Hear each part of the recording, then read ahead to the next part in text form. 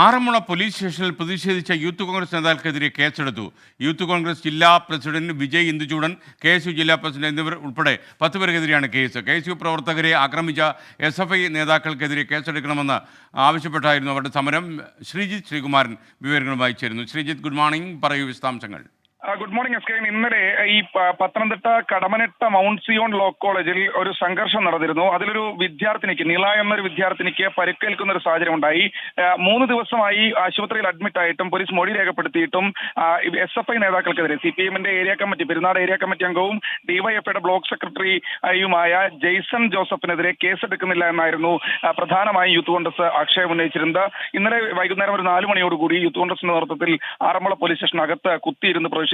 ഈ പ്രതിഷേധ സമരത്തിന് നേതൃത്വം നൽകിയത് യൂത്ത് കോൺഗ്രസിന്റെ ജില്ലാ പ്രസിഡന്റ് വിജയ് ഇന്ദുചൂടനും അതുപോലെ തന്നെ KSUവിന്റെ ജില്ലാ പ്രസിഡന്റ് അലനും അടക്കമുള്ള നേതാക്കളായിരുന്നു. എന്തായാലും പോലീസ് ഉടൻ തന്നെ ഈ ഒരു FIR രജിസ്റ്റർ ചെയ്യാൻ തയ്യാറായി. ആ നിളയുടെ പരാതിയിൽ ജെയ്സൺ ജോസഫിനും അടക്കം SFI പ്രവർത്തകർക്കെതിരെ ഒരു കേസ് ചാർജ് ചെയ്തിട്ടുണ്ട്.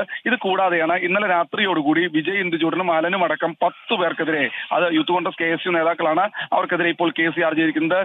IPC 153 അടക്കം ജാമ്യമില്ലാ വകുപ്പ് അടക്കം ഇതിൽ ചുമത്തിയിട്ടുണ്ട് എന്നാണ് ഏറ്റവും കൂടുതൽ FIR-ൽ നിന്ന് നമുക്ക് മനസ്സിലാക്കുന്നത്. എന്തായാലും വലിയ പ്രതിഷേധം ഇനിയും ഉയരുമെന്ന് തന്നെയാണ് യൂത്ത് കോൺഗ്രസ് അറിയിച്ചിട്ടുള്ളത്. എന്തായാലും ഇപ്പോൾ ഈ പെൺകുട്ടിക്കെതിരെയും ഒരു കേസ് എടുത്തിട്ടുണ്ട്. മറ്റൊരു പെൺകുട്ടിയുടെ പരാതിയിലാണ് ഈ നിള എന്ന KSU പ്രവർത്തകർക്കെതിരെ ഇപ്പോൾ ഒരു കേസ് എടുത്തതായി വിവരം ലഭിക്കുന്നത്. Okay, thank you Sreejith.